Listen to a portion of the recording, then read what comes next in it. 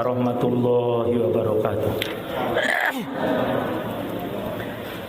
Innal hamdalillah nahmaduhu wa nasta'inuhu wa nastaghfiruh wa na'udzu billahi min syururi anfusina wa sayyiati a'malina. May yahdihillahu fala mudhillalah wa may yudlil fala hadiyalah. Asyhadu an la ilaha illallah wahdahu la syarikalah wa asyhadu anna Muhammadan abduhu wa rasuluh. Ma sya'allah kan wa ma lam yasha' lam yakun. La haula wa la quwwata illa billahil azim. Amma ba'd. Yang kita muliakan Profesor Dr. Deden Makbullah, Master Agama. Yang kita muliakan Bapak Dudin Subarudin MA, yang dimuliakan oleh Allah. Walul Imam Jamaah Muslimin Aizullah Wilayah Lampung, Ustaz Abdullah Muttalib.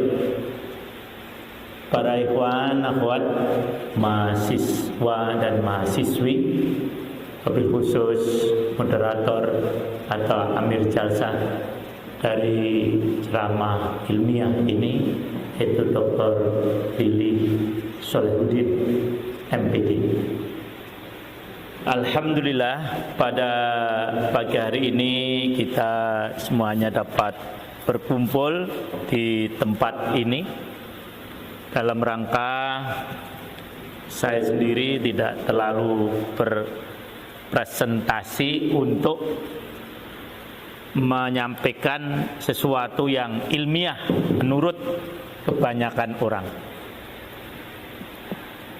Karena sesuatu dianggap ilmiah itu kalau kita dulu mendapatkan mata kuliah filsafat ilmu, bukan ilmu filsafat, harus memenuhi beberapa kriteria. Tapi saya sederhanakan saja. Yang namanya ilmiah itu adalah yang sesuai dengan Al-Quran dan As-Sunnah. Ada yang tidak setuju boleh, ya itu. Jadi hemat saya, kalau tidak sesuai dengan Quran, tidak sesuai dengan Quran, dengan Sunnah, bukan ilmiah. Yang namanya ilmiah adalah yang sesuai dengan Al-Quran dan As-Sunnah. Coba siapa yang berani mengatakan Quran tidak ilmiah? Saya kira hanya orang kafir saja. Karena memang Quran itu sejak awal diturunkan adalah ilmiah dan mengajak kita untuk berilmu. Siapa yang berani mengatakan hadis yang sahih kalau dibatasi ya, itu tidak ilmiah? Tidak ada. Penyelidikan terhadap hadis makin lama makin membuktikan bahwasanya yang diperintahkan oleh Rasulullah SAW dan yang dilakukan oleh Rasulullah itu ilmiah. Penyelidikan terakhir soal kenapa orang kalau masuk masjid itu kaki kanan dulu, sementara kalau masuk kamar mandi apa dulu? Nah, dari beberapa penelitian akhirnya disimpulkan memang penopang tubuh kita antara kanan dengan kiri kuat mana? Kuat kanan.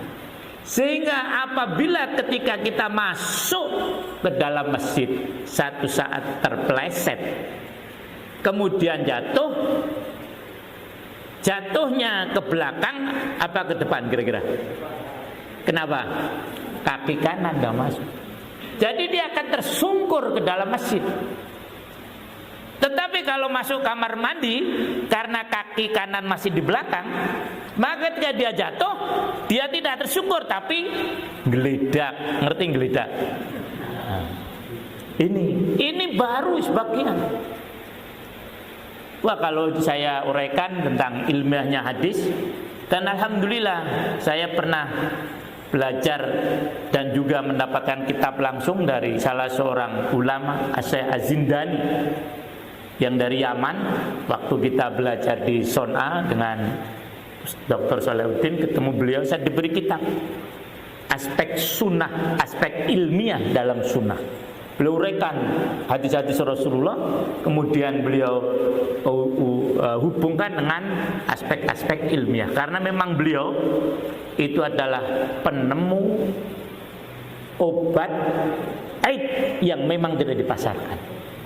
Itulah Profesor Dr. Az-Zindani yang dikejar-kejar oleh Amerika dan sampai sekarang tidak ketemu orang. Nah, jadi itulah. Kembali, apalagi Quran, tidak ada Quran yang tidak ilmiah, tidak ada. Maka saya sederhanakan saja, yang namanya ilmiah adalah yang sesuai dengan Al-Quran dan As-Sunnah. Atau yang bantah. Ini terutama teman-teman Pak, saya mengatakan musuh, teman-teman jil, karena banyak teman-teman saya. Ya, ini. Nah, menganggap Quran tidak ilmiah, mana ada. Misalnya soal pembagian waris. Kenapa laki-laki dapat 1, perempuan dapat berapa? Wow. Laki-laki dapat 1, enggak, perempuan dapat separuh, sama kan gitu. Nah, bukan 1 banding 2, tapi 1 banding apa? Separuh. Makin lama orang makin bisa menyadari memang yang benar begitu, karena laki-laki lebih banyak bertanggung jawab, sementara wanita lebih banyak mendapatkan hak, dan seterusnya. Yang paling baru akibat corona tentang ilmiahnya wudu. Orang Islam tidak usah disuruh kalau supaya menghindari corona itu supaya bersih. Wong kita tiap hari wudu kok. Orang agama lain hampir tidak ada ibadah yang hubungannya dengan air. Tapi kalau umat Islam, ibadah selalu hubungannya dengan apa? Air. Maka kitab fikih dan hadis biasanya yang pertama mesti kitabu Thaharah. Nah, dan seterusnya. Soal cadar yang diributkan, baik di UIN mau tempat yang lain, ya sekarang nggak usah disuruh, malah diwajibkan pakai apa? Nih cadar, bahkan laki-laki juga pakai cadar. Nah itu, ini guruan. Jadi itulah. Nah, selanjutnya tentang kuantum pasca Ramadan dalam perspektif surah Al-Insyirah, ada tambahnya ini. Menurut saya, menurut saya, menurut orang lain nggak tahu saya. Ya, ini sebelum nanti dibantah. Menurut saya kok, ya ini. Jadi ini menurut saya.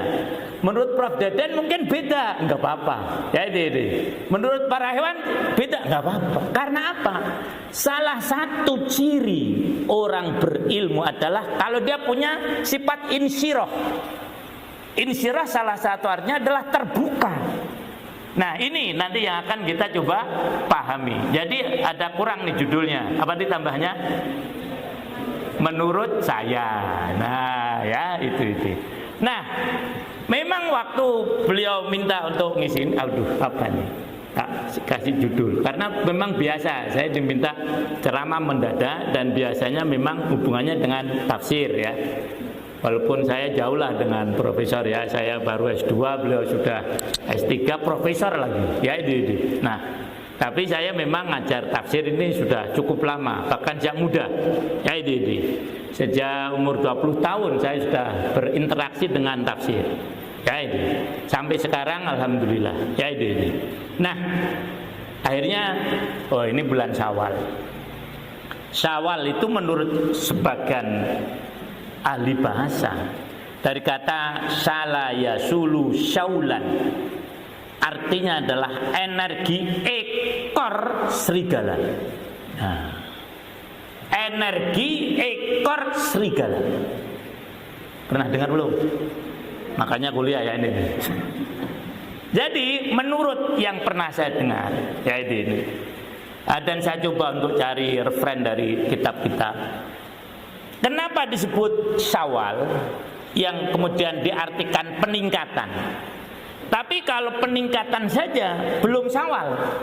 Karena peningkatan bahasa Arabnya macam-macam. Ada rofa'a, meningkat. Apalagi makanya saya ambil menurut saya kuantum. Jadi energi kita setelah Ramadan ini harus bagaimana? Apakah kita akan menghilangkan energi kita atau menurunkan energi kita atau menaikkan energi kita? Kira-kira mau yang mana nih? Nah, ya. Nah, kita semuanya sepakat ya bahwasanya kita ingin menaikkan, memicu energi kita. Ini alasan judul Pak Prof ya. Nanti kalau ditanya karena nih kan, apa judul ini saya judulnya alasan judul dulu ya. Nah, tapi setengah jam tak cukupkan. Kalau nggak cukup nanti lanjutkan sendiri ya itu. Ini alasan judul. Kenapa Imam? Kenapa saya itu mengambil ini tanggung jawab ilmiah saya? Ya itu. Nah, kita sepakat untuk menaikkan energi kita. Sebagaimana bulan Syawal. Jadi setelah Ramadan seharusnya energi kita makin tambah.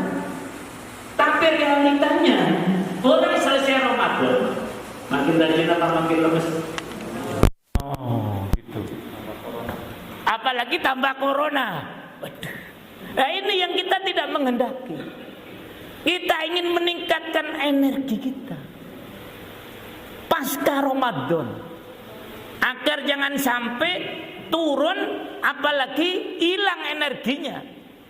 Ibarat orang Jawa katakan lebaran bubar semuanya. Sholat tahajudnya bubar, padahal selama Ramadan sholat tarawih kan? Lah, baca Qur'annya berhenti. Padahal selama Ramadan saya yakin banyak yang khatam minimal sekali, minimal. Kalau tidak kebangetan lah. Ya itu. Nah, kemudian sikap isarnya mendahulukan orang lain hilang dan seterusnya. Kita tidak ingin. Kita ingin meningkat. Nah, lantas meningkatnya ini dasarnya apa?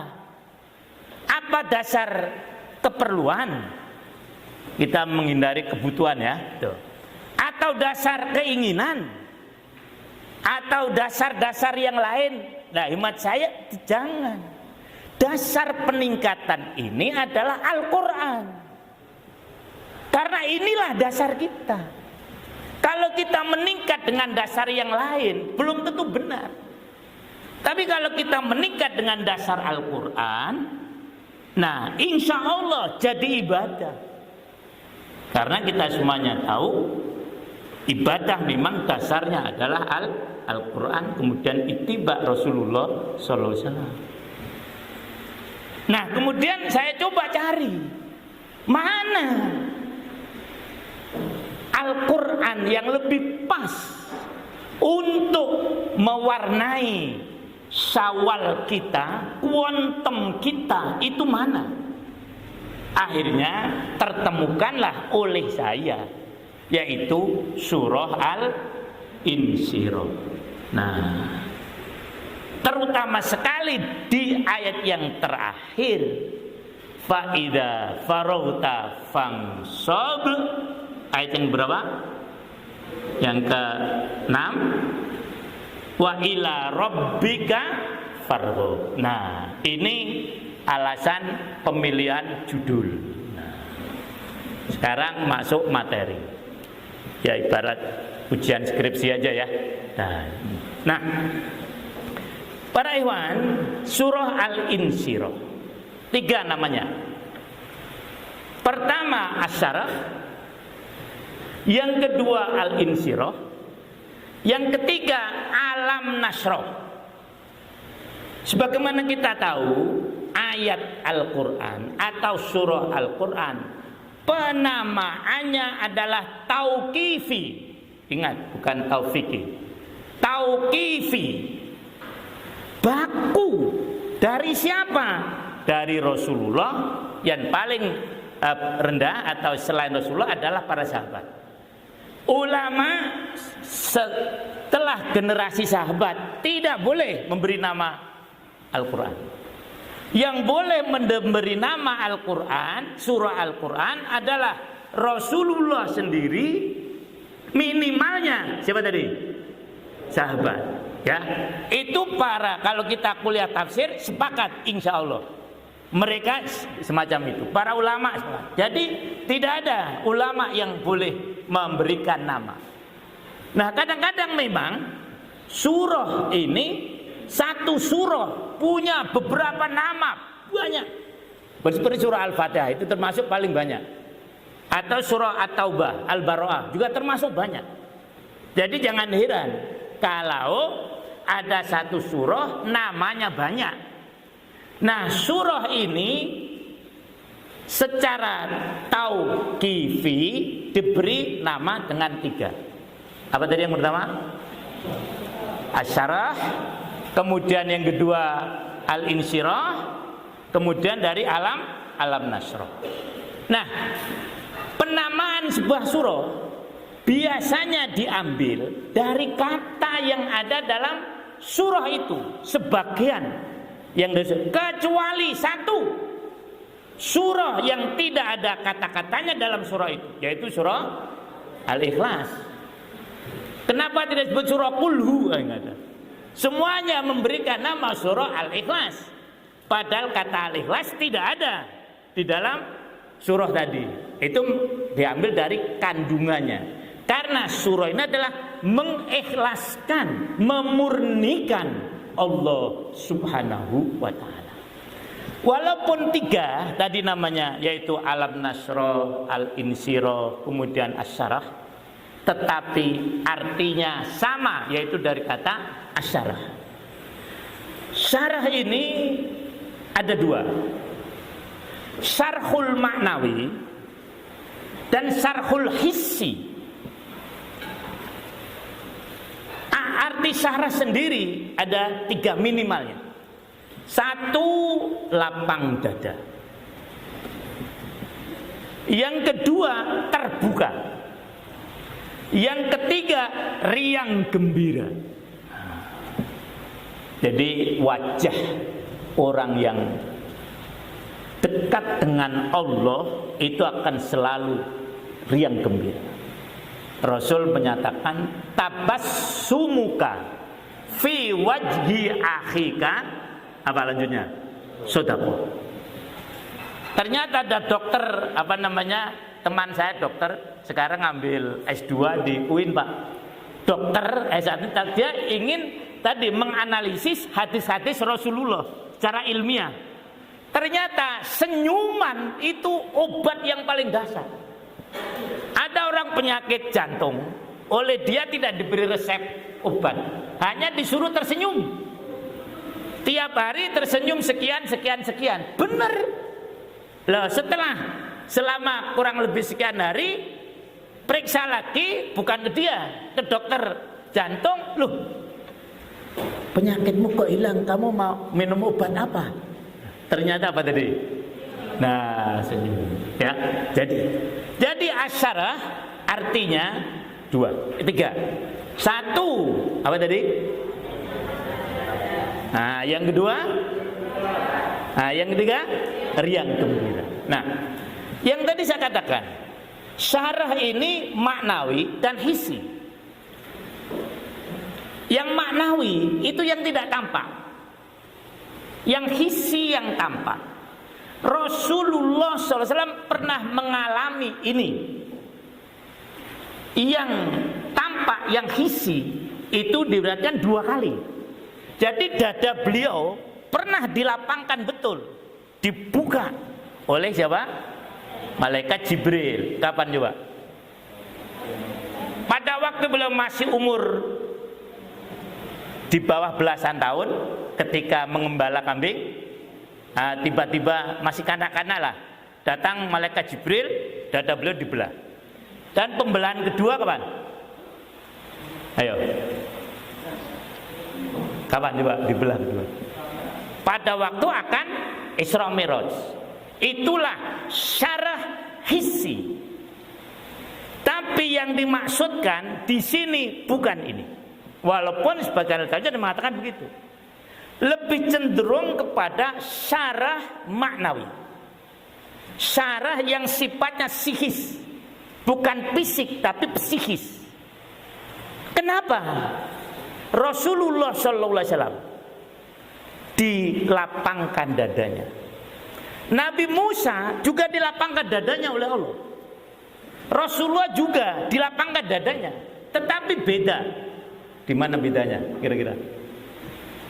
Kalau Nabi Musa minta supaya dilapangkan dadanya, Rasulullah tidak minta. Kira-kira lebih hebat mana nih? Minta apa tidak minta? Tidak minta. Di dalam surah Thaha, surah yang ke-20, ini anak-anak SKBM harus apa nih kayak gini nih ya, Didi. Ayat 25 insyaallah. Nabi Musa berkata, Rabbi syrahli sadri. Terus wa yassirli amri. Terus wahlul 'uqdatam min lisani yafqahu qawli. Nah, beliau minta baru dilapangkan dadanya oleh Allah Subhanahu wa taala. Tetapi Rasulullah tidak minta. Allah sendiri, bukankah kami telah melapangkan dadamu? Pelapangan maknawi. Sebetulnya ini sendiri dari perspektif domir saja itu sudah bisa untuk lebih menjelaskan ini. Kenapa Allah berfirman alam nasroh bukan alam asroh? Nah itu. Kalau yang saya tanya, saya tanya, yang melapangkan itu Allah sendiri apa ada unsur yang lain? Ayo, yang melapangkan dada Rasulullah itu Allah sendiri binafsihi atau ada unsur yang lain yang ikut melapangkan dada Rasulullah? Apa? Kau tahu? Karena di situ Allah menggunakan domir mutakalim ma'al wair. Jadi yang melapangkan dada Rasulullah bukan hanya Allah Subhanahu wa taala. Lah. Yang melapangkan dada Rasulullah itu banyak pihak yang lain. Ini para hewan semuanya. Jadi dari domir ini seperti bulan Ramadan seharusnya kan begitu.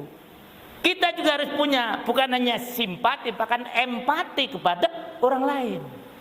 Siapa yang ikut melapangkan dada Rasulullah? Siapa bisa nyebut? Minimalnya. Siapa? Khadijah. Kalau saya katakan Khadijah duluan. Bukan yang lain. Di sini pentingnya muslimat. Di sini pentingnya kaum hawa, kaum ibu. Bagaimana tidak? Nah, kenapa Rasulullah dilapangkan dadanya? Ini mungkin baru 1 ayat setengah jam nih, Pak Lili. Ya, ini. Kalau habis bilang habis biar nanti lanjutkan sendiri ya. Ini. Nah, jadi kenapa dada Rasulullah dilapangkan? Orang kalau dada sumpek biasanya ada apa? Ada masalah, betul, ada masalah. Loh. Kalau masalahnya selesai, dadanya gimana? Lapang. Loh, kan gitu. Ini Rasulullah mesti sedang ngadepi masalah. Kalau tidak ada masalah, Allah tidak perlu melapangkan dadanya. Nah, masalah apa yang dihadapi oleh Rasulullah? Sebelum surah ini turun, bukan asbabun nuzul tapi khalfiyah. Perlu dibedakan asbabun nuzul dengan latar belakang. Tapi ini mata kuliah tafsir, tidak di sini penjelasannya. Ya, nah, jadi latar belakangnya apa? Kok Rasulullah harus dilapangkan dadanya atau tidak dilapangkan dadanya Rasulullah? Karena memang beliau sedang menghadapi masalah. Masalahnya apa? Ada 3, tapi saya lebih cenderung 1 saja, seperti Pak Quraisy. Ya itu. Saat itu Rasul menghadapi masalah besar. 3 cuman saya sebutkan 1. Apa? menghadapi problematika masyarakat yang sudah rusak total. Loh, seharusnya ini yang juga harus kita miliki. Karena apa? Ciri ilmu yang bermanfaat menurut Al-Hulsani, ini ulama Syiah ya, ini. Kalau soal ilmu kita tidak pandang bulu, dari siapa saja harus kita terima ya, gitu. Karena Sayyidina Ali dan dinukil Al-Ghazali di dalam Ihya Ulumuddin, terimalah kebenaran itu walau dari, mohon maaf, mulut anjing sekali. Jadi kita tidak perlu a priori, wah itu kan kata orang kafir. Oh, enggak ada. Di Quran banyak menceritakan kata-kata Fir'aun, walaupun salah. Apa coba kata Fir'aun yang paling terkenal? Ana rabbukumul a'la. Jadi tidak perlu alergi dengan kata-kata orang non muslim. Apalagi tadi teman-teman kita Syiah ya, itu tadi. Nah, menurut beliau ilmu yang bermanfaat itu ketika beliau menjelaskan doa kita, Rabbi zidni ilma, Allahumma anfa'ni bima 'allamtani wa 'allimni ma yanfa'uni warzuqni ilma yanfa'uni. Ilmu yang bermanfaat itu cirinya 3. Yang pertama, ilmu tadi dapat diamalkan. Nah ya, jadi kalau para mahasiswa dan mahasiswi ini sudah bisa baca Quran, baca, baru itu namanya manfaat ilmunya. Ngerti kalau sedekah itu mulia, sedekah. Nah, ini ilmu tadi bisa diamalkan. Yang kedua, ilmu tadi bisa disampaikan kepada orang lain. Jadi tidak hanya untuk diri sendiri. Misalnya ini, nanti habis kuliah ada ibu-ibu rumah tangga dapat ini. Panggil anaknya, nak sini. Kamu ngerti nama surah Al-Insyirah yang lain? Nggak ngerti? Ini ibu ajari. Nah itu namanya ilmu apa? Manfaat. Oh itu. Kamu ngerti apa yang namanya asyarah? Tak ajari. Mungkin begitu ya. Walaupun saya yakin sebelum masuk ruang ini para hewan dah tahu ya. Ini cuma tambahan saja. Jadi kedua nih ilmunya. Nah yang ketiga, ilmu tadi dapat membantu memecahkan problematika yang dihadapi oleh masyarakat, oleh manusia. Itulah namanya ilmu yang bermanfaat. Nah kita saat ini sedang ada masalah. Masalah apa ini? Nah, coba dengan ilmu kalian itu bantu pemerintah untuk memecahkan masalah ini. Jangan malah salah menyalahkan. Wah ini Pak Jokowi salah. Tuh, ini Pak Prabowo salah. Wah ini Gubernur DKI salah. Dan sudah nggak ada. Bisa nggak Pak Prof memecahkan masalah dengan menyalahkan? Nggak bisa. Mendingan Pegadian memecahkan masalah tanpa apa? Jadi ilmu yang bermanfaat yang ketiga adalah ketika ilmu tadi dapat membantu memecahkan problematika yang dihadapi oleh masyarakat. Maka SKABM ini didirikan untuk itu. Dan yang bisa memecahkan permasalahan menurut keyakinan kita, saya lah minimalnya, Anda tidak ngomong apa? Adalah hanya Quran. Yang lain sebagai pendukung. Karena memang Quran diturunkan untuk memecahkan problematika umat manusia. Nah, ketika Rasulullah saat itu melihat multi krisis yang ada di Mekah, beliau bingung. Dalam bahasa surah Ad-Duha, dolan. Karena memang surah ini hubungannya erat dengan surah Ad-Duha. Sehingga Umar bin Abdul Aziz, Khalifah Rasyidin yang berapa? Ayo, dalam perspektif sejarah nih peradaban, Khulafaur Rasyidin yang berapa? Yang kelima. Walaupun dia dalam dinasti Bani Umayyah, tapi para ulama tarik mengatakan beliau Khulafaur itu yang kelima. Beliau kalau membaca surah ini itu membaca surah Ad-Duha tanpa fasal. Ngerti fasal? Coba apa itu? Waktu kita kuliah tafsir, apa fasal? Lupa, nilainya tarik lagi nanti. Ayo apa fasal? Pemisahnya apa? Basmalah. Beda nggak bismillah dengan basmalah? Nah ya itu. Nah beliau kalau membaca surah ini itu jadi satu dengan surah Ad-Duha. Fa amma bi ni'mati rabbika fahaddits alam nashrah laka sadrak. Nah itu. Walaupun jumhur ulama menyatakan ini beda, bukan satu rangkaian. Kembali tadi. Nah, beliau melihat kondisi masyarakat itu dolan, bingung. Ini dolan jangan diartikan sesat lah ya. Loh, ini masa Rasul sesat bagaimana? Ya ini, wa wajadaka dolan fahada. Nah, Rasul gimana nih caranya? Apa yang dilakukan oleh Rasulullah untuk memecahkan problematika ini? Apa coba yang beliau lakukan? Tahannus. Nah, merenung terutama sekali. Bukan bertapa lah ya, beda bertapa dengan merenung beliau. Mungkin beliau pandang kalau saya merenung cuman di rumah banyak terganggu. Maka ini narasi saya ya, mungkin salah. Beliau sudah tentu minta, menurut saya pertimbangan dulu pada istrinya, Bu, bagaimana kalau ibu saya tinggal sebentar? Ini narasi saya ya, bukan hadis. Ya nggak mungkin lah Rasul yang sangat sayang kepada istri tiba-tiba ngilang tanpa apa? Izin, rasanya nggak mungkin. Ya itu. Bu, bagaimana kalau saya meninggalkan rumah untuk beberapa hari, beberapa waktu? Untuk apa? Kan gitu. Ini narasi saya sekali lagi, jangan dihubungkan dengan ini hadis maudhu, bukan gitu ya. Nah, itu. Saya ingin ikut bagaimana memecahkan problematika krisis masyarakat yang sudah multidimensional. Kata siapa? Kata saya, jangan kata Rasulullah. Ini buatan saya kok. Lah ya itu. Nah itu. Karena memang betul. Coba krisis yang dihadapi, yang dilihat oleh beliau di Mekah, kepikirannya kebolak-balik. Misalnya yang sering disebut para ulama, judi.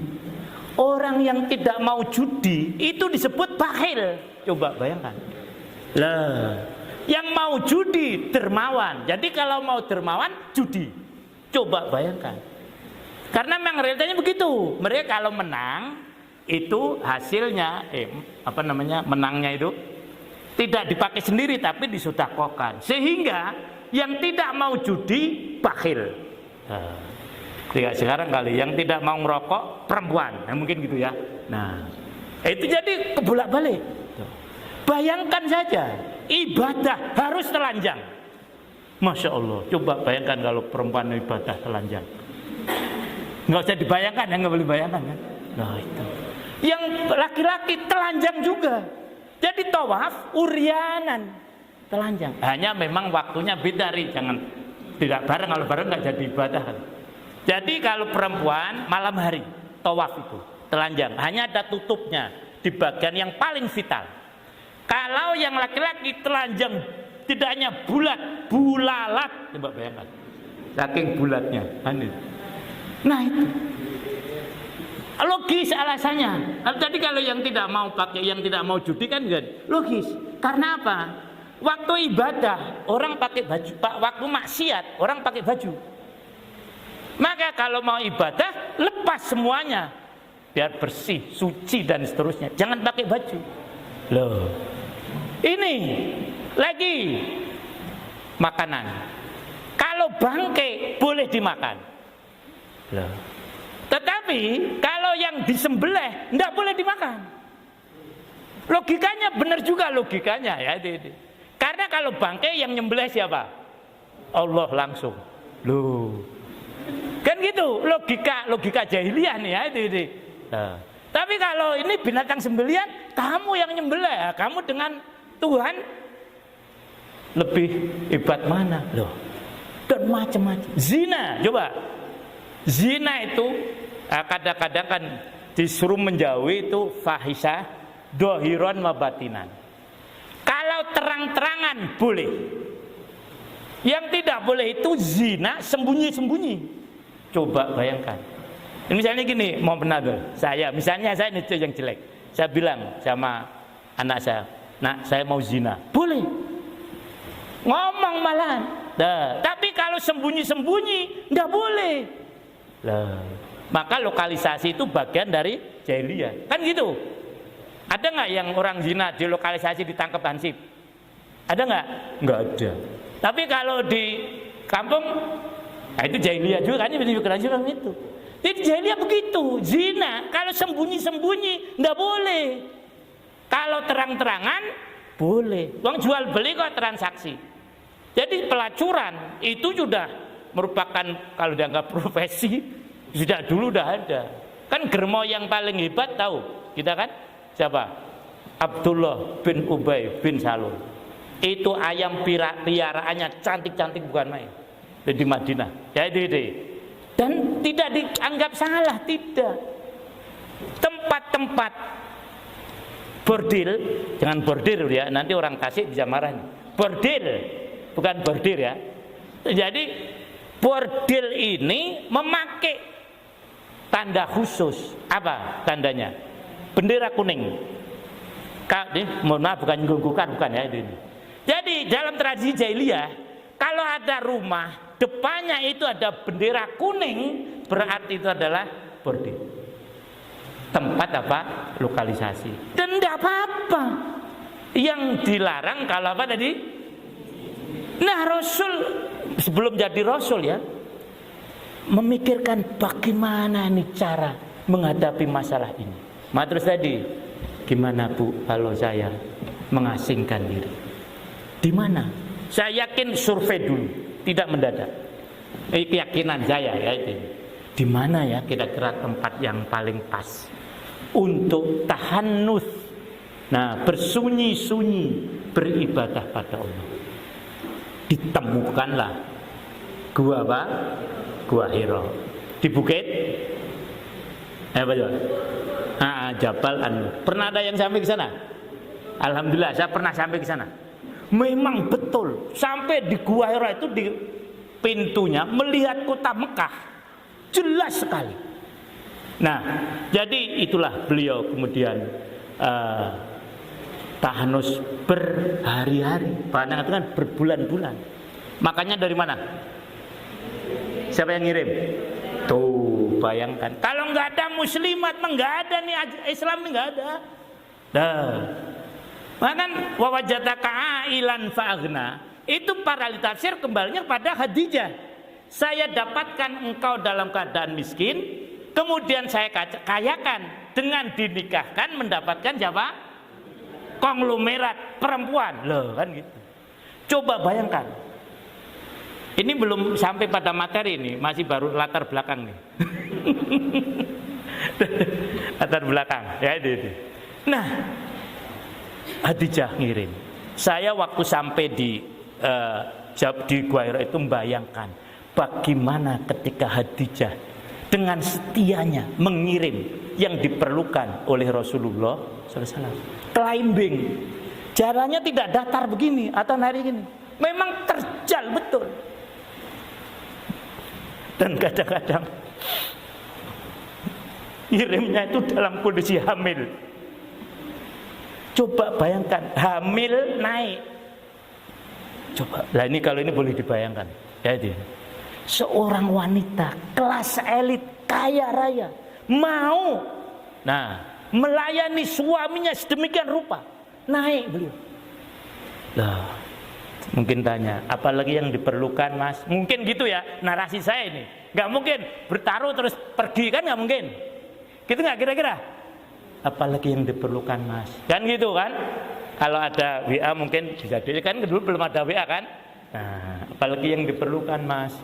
Dah kan gitu. Oh perlu, dia dah besok saya bawakan. Kira-kira gitu gak kira-kira? Boleh gak kira-kira? Boleh kan? Oh ya ini kurang ini tuh. Pakaian dah kotor ya sini bawa saya cucikan. Nah, kurang lebih kan gitu. Nah itu. Nah itulah para ikhwan akhwat, mahasiswi dalam kondisi yang demikian itu Rasulullah dalam kondisi bingung, Allah buka dadanya. Dengan apa? Dengan surah apa? Al-Alaq. Bukan Alam Nashrah, bukan. Lah. Jadi untuk menghadapi problematika kehidupan yang multi krisis cukup surah Al-Alaq. Kalau saya bukan surah An-Syirah, bukan. Ini nanti lain. Surah Al-Alaq dulu. Bang saya bilang kan ini belum masuk materi. Ini baru mukadimah. Belum masuk materi. Lah, ini sudah setengah jam, maka saya tutup aja ini. Nah, jadi Allah buka dadamu. Oh, begini toh cara menghadapi multi krisis. Kalau boleh saya peras lagi. Ini bukan meras soal Pancasila ya, yang jadi satu sila enggak. Yang saya pemahamin, surah Al-Alaq itu adalah mengedepankan sains dan teknologi, ilmu.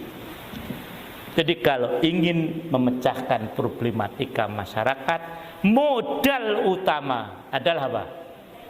Ilmu. Iqra bismi rabbikal ladzi khalaq. Jangan pernah berharap krisis akan bisa diatasi kalau masyarakat itu bodoh-bodoh. Sama S2-nya ya, pendidikan. Cuman belum sampai profesor, saya enggak. Ya itu. Saya sampai moderator aja paling tinggi itu. Ya itu. Coba alam nasroh laka sadrak. Lah, berarti ada hubungan yang sangat erat antara ayat pertama dengan yang kedua. La artinya apa? La waqfa. Tidak ada wakaf di sini. Sebaiknya diteruskan. Wa wada'na anka wizrak. Wakafnya apa lagi? La lagi. Berarti ayat yang ini masih erat hubungannya dengan ayat yang ketiga. Ayat kedua hubungannya erat dengan ayat yang ketiga. Alladzi anqadha dhahrak. Apa lagi? La lagi kan? Nah, kemudian pada ayat yang keempat sudah bukan la lagi. Apa? Qala, ya, al-waqfu aula. Jadi sampai di sini satu permasalahan. Jadi 4 ayat sebelumnya hubungannya sangat erat. Sehingga kalau misalnya para hewan membaca di luar sholat, napas kuat, silakan kalau mau terus. Alam nashrah laka sadraka wa wada'na anka wizraka alladzi anqadha dhahraka wa rafa'na laka dhikrak. Nah, sampai di situ. Kemudian ayat yang ke-5 dan yang ke-6, fa inna ma'al usri yusra. Apa wakafnya? Lah kan? Nah. Kemudian ayat ke-6, ma'a inna ma'al usri yusra. Berarti 2 ayat ini hubungannya erat. Jadi dipisahkan dengan qaflah tadi. Nah, kemudian antum lihat semuanya ayat yang ke-7 dengan ke-8. Fa idza faraghta fansab. Apa wakafnya? Lah lagi kan? Nah, wa ila rabbika farghab. Roknya rok apa ini? Tafkhim apa tarkik? Hah? Kenapa? Karena sebelum rok mati apa? Hamzah yang berharokat, ya itu. Nah, terus farghab, apa wakafnya itu? Ain. Nah, ya, apa ain? Ruku, ya itu. Maksudnya apa? Kalau kita sholat, nah mau ruku di sini tempat yang pas. Nah, atau kalau dalam istilah bahasa penulisan Indonesia paragraf, berarti ini sudah selesai. Lah, ya, pindah ke surah At-Tin. Nah, kemudian kita lihat alam nasroh laka sadrak. Yang tadi hubungannya dengan surah, hubungan maknawi ya, bukan hubungan hissi, dengan surah Ad-Duha. Fa'am wa amma bi ni'mati rabbika fahadis. Biasanya saya kembali kalau untuk mencari tanasub di ini. Yang sering saya bawa masuk kuliah. Apa nih? Gimana? Nazmud Duror fi tanasubil ayat waswa al-biqai. Di sini sebutkan apa korelasi surah ini dengan surah Asyara. Surah ini dengan surah Ad-Duha. Ini tugas nih, tugas kuliah ya. Enggak dibaca sini ya. Cari sendirilah ya ini. Nah, apa hubungannya? Tahu belum hubungannya tadi surah Ad-Duha dengan surah Al-Asyara? Lah, makanya baca ini ya. Itu. Nah, kalau belum bisa baca nanti tanya Ustaz lagi ya. Nah, jadi. Udah. Jadi itulah Allah telah melapangkan dada Rasulullah untuk bisa memecahkan persoalan yang beliau hadapi. Dada lapang, dada terbuka. Nah, biasanya kalau orang sudah selesai menghadapi permasalahan, wajahnya cemberut, apa lawannya cemberut apa? Riang. Habis ini gimana? Cemberut apa riang gembira? Nah, inilah salah satu arti dari asyarah. Alhamdulillah sudah dapat kunci untuk memecahkan persoalan, yaitu wahyu Allah Subhanahu wa taala. Allah menggambarkan betapa beratnya problematika yang beliau hadapi dengan kalimat wizr. Wizrok. Wizr ini artinya minimalnya 3. Minimal nih. Tapi inilah pilihan bahasa Korea yang dasar. 1, dosa. Yang kedua, gunung. Nah. Kemudian yang ketiga, menteri. Loh, apa ini hubungannya dosa dengan menteri, kan begitu? Tambah lagi 1, beban. Oleh karena itu, di sini wizr tidak bisa diartikan dosa. Walaupun di Quran kadang-kadang wizr artinya dosa. Misalnya apa? Wala taziru ziratun wizra ukhra. Maka di sini pada ayat ini lebih cenderung pada beban. Dan kami, bukan hanya Allah sendiri ya yang meringankan, dan kami telah menurunkan, meringankan beban. Apa hubungannya beban dengan dosa? Apa kira-kira? Karena dosa itu membebani jiwa, betul nggak kira-kira? Loh. Sekarang apa hubungannya menteri dengan dosa? Berarti kalau Pak Menteri banyak dosa gitu. Nah, ya. Karena menteri ini menanggung beban. Bebannya siapa? Beban Pak Presiden. Kan bebannya banyak. Soal agama dibebankan kepada Pak Fahru Rozi. Nah, soal pendidikan dibebankan kepada siapa itu yang malah nggak tahu, saya lupa. Nadiem Makarim, ya ini. Kalau untuk, nah ini yang ingat. Menteri Perekonomian siapa? Bu Susi. Yang sering tampil kan? Bukan karena perempuannya, bukan kan? Loh. Menteri Kesehatan nggak pernah tampil malahan. Padahal corona kan harusnya beliau. Nah, siapa coba Menteri Kesehatan? Nggak tahu kan? Sama kayak saya. Nah. Ya itulah. Jadi menteri ini dia menanggung beban yang dibebankan oleh, kalau dulu raja, sekarang presiden. Maka menteri disebut dengan apa? Wazir. Menteri agama, wazir su'uni ad-diniyah. Menteri kesehatan, wazir sihah. Nah, menteri perekonomian, wazir al-iqtisadiyah. Menteri luar negeri siapa? Nggak tahu kan? Di teman saya soalnya ini mesti saya tahu. Karena sama-sama konsen dalam soal Palestina. Selalu ada beliau kalau saya bicara. Dan kebetulan sama-sama dari Semarang. Bisa coba? Bu Retno. Ini menteri perempuan yang dihargai betul oleh orang Palestina. Sampai kemarin di forum OKI, beliau minta supaya anggota OKI bersatu membatalkan aneksasi Israel terhadap tepi barat. Nggak ada yang lain yang ngomong kecuali Bu siapa tadi? Bu Retno siapa? Marsudi. Kalau saya hafal betul. Nah, Menteri Al-Kharijiyah. Beban Pak Jokowi dibebankan pada mereka, maka menteri namanya apa? Wazir. Mau banyak beban? Nggak mau kan? Jangan jadi menteri. Ya, jadi itulah wazir. Nah, menggambarkan beratnya ini, Allah berfirman pada ayat sebelumnya, alladzi anqadha dhuhrak, yang memberatkan punggung. Ini para mahasiswa pernah ada yang stres nggak? Mikir sesuatu gitu. Nah, yang pusing kepala apa yang nggak enak punggung?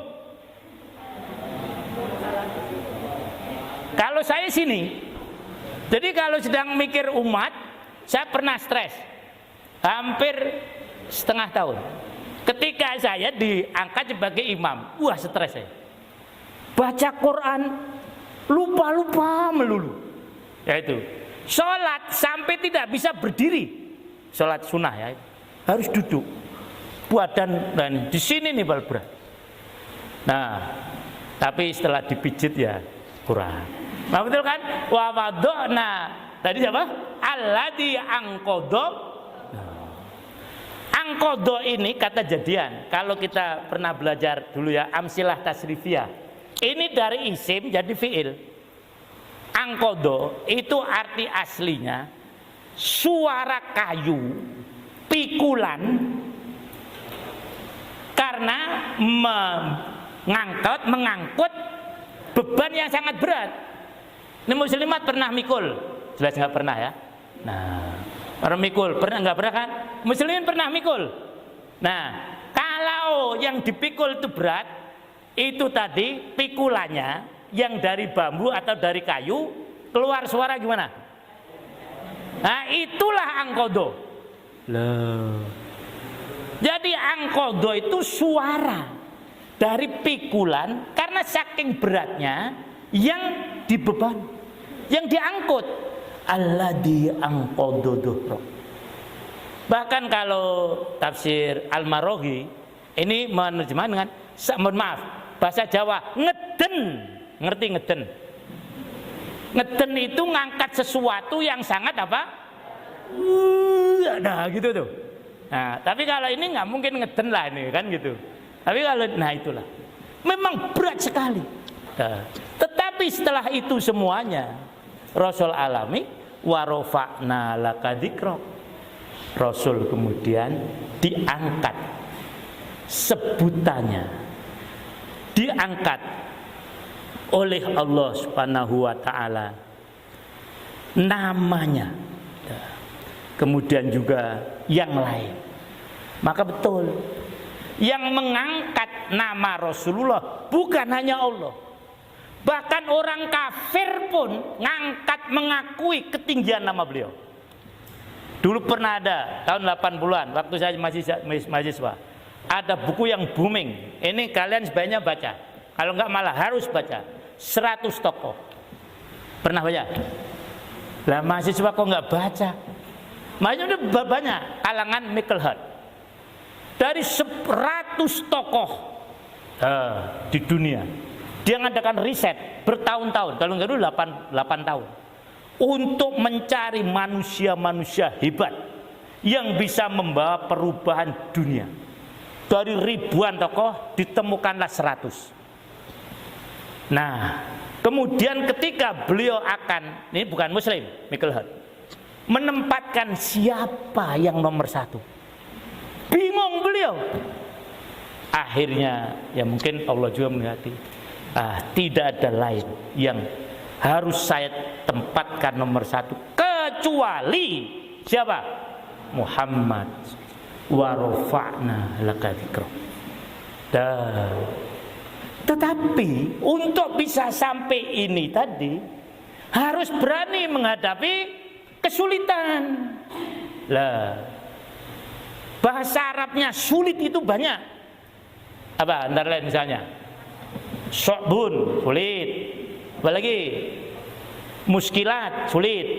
Nah, usr ini yang bisa merasakan hanya kaum muslimat.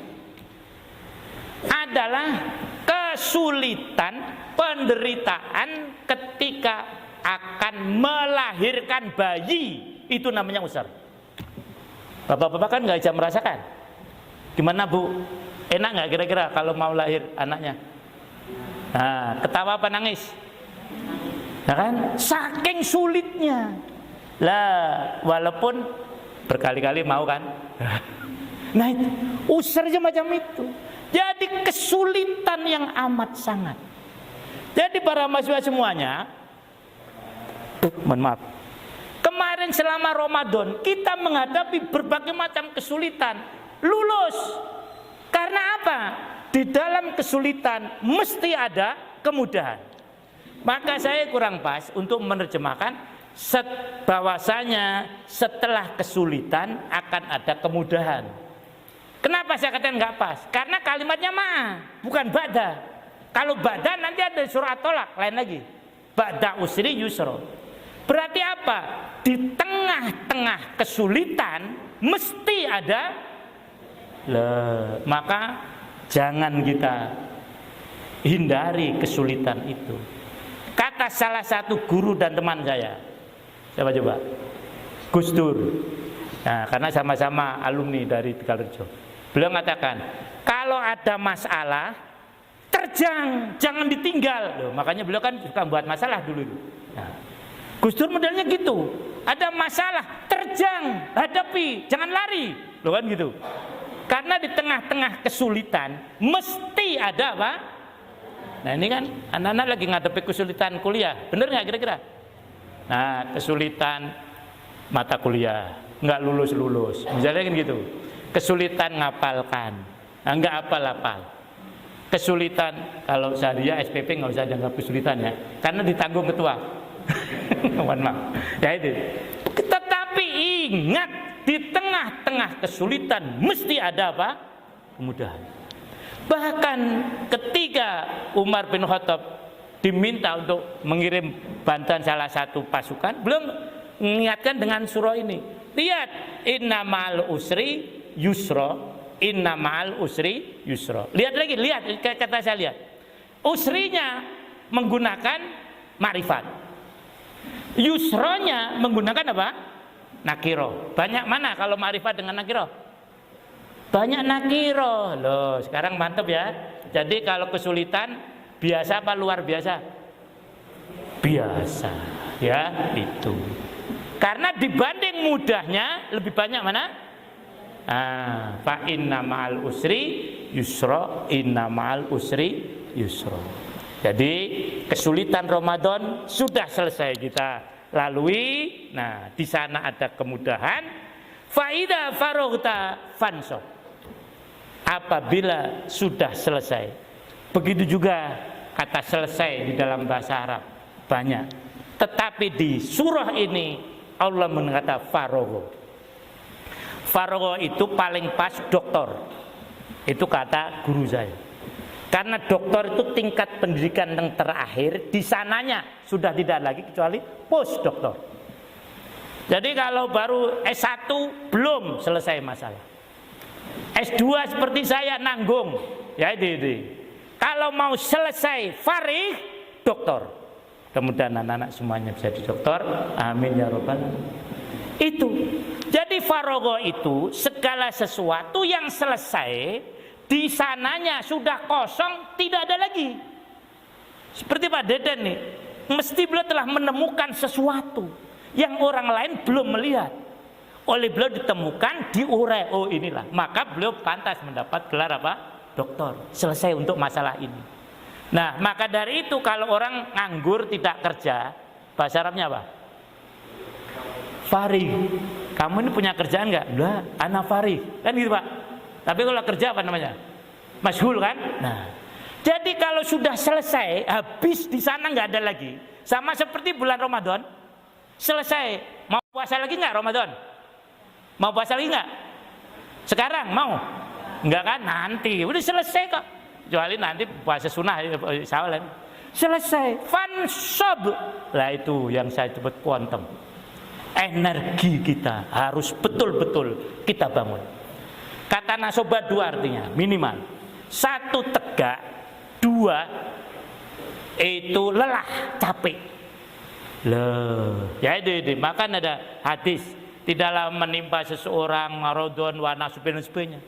Jadi setelah selesai Ramadan harus mau capek lagi. Maka nggak ada istirahat. Maka cari di Quran kata istirahat. Nggak pernah ada. Kata dosen saya Pak, mungkin juga dosen Pak Dunia, Pak Azami Sami'un Jazuli, itu dosen hadis dulu ya. Ini saya ngajar saya, ulah almarhum. Ya ini. Beliau pernah mengatakan, mahasiswa, cari kata istirahat dalam Quran. Kalau ketemu, nggak ada. Satu-satunya kata dalam Quran yang nggak ada itu istirahat. Berarti memang kita tidak boleh istirahat. Makanya selesai Ramadan disuruh puasa Syawal berapa? Jadi itu bangkit lagi. Sudah selesai kemarin Idul Fitri, ayo kita fansop, bangkit lagi dengan penuh energi dan siap untuk apa? Untuk apa? Capek dan lelah. Ya itu. Maka ketika Imam Ahmad diminta oleh murid-muridnya, Ustaz, Syekh, udahlah, saya udah tua, istirahat aja, kata beliau. Di dunia tidak ada kata istirahat. Istirahat nanti di mana? Di akhirat. Kalau masuk surga, kalau masuk neraka ya tambah gak istirahat kan? Nah, maka mari ya kita bangkitkan energi kita setelah kita farih menyelesaikan puasa Ramadan, dan kuncinya wa ila rabbika farghab. Hanya kepada Allah kita berharap. Jadi jangan berharap pada yang lain ya. Semuanya harapannya disandarkan kepada Allah. Walaupun sebagai perantara bisa saja. Misalnya mau dapat nilai baik, harapan kepada siapa? Tidak, diri sendiri pertama. Lah nggak pernah belajar ingin dapat nilai baik nggak bisa. Yang kedua siapa? Dosen. Yang ketiga siapa? Allah Subhanahu wa taala. Maka di sini bukan berarti meniadakan yang lain. Boleh. Tetapi hendaknya yang jadi unsur utama kita mengembalikan sesuatu adalah Allah Subhanahu wa taala. Karena berharap pada diri sendiri sangat rapuh. Buktinya kemarin disuruh puasa. Tidak makan sehari saja sudah lemes. Kambing tidak makan seminggu nggak apa-apa. Berarti kuat mana kamu dengan kambing? Kan gitu. Nah, ini berharap pada dosen juga. Alah, dosen kadang masuk, kadang nggak. Bener nggak kira-kira? Terutama saya. Nah, kan gitu. Maka yang pantas untuk sangat kita harapkan adalah siapa? Allah Subhanahu wa taala. Saya kira ini Pak Dr. Lili ya, mohon maaf bila waktu agak kepanjangan. Mudah-mudahan manfaatnya, kurang lebihnya mohon maaf apabila ada hal yang berkenan. Hadanallahi wa iyyakum ajmain. Assalamualaikum warahmatullahi wabarakatuh.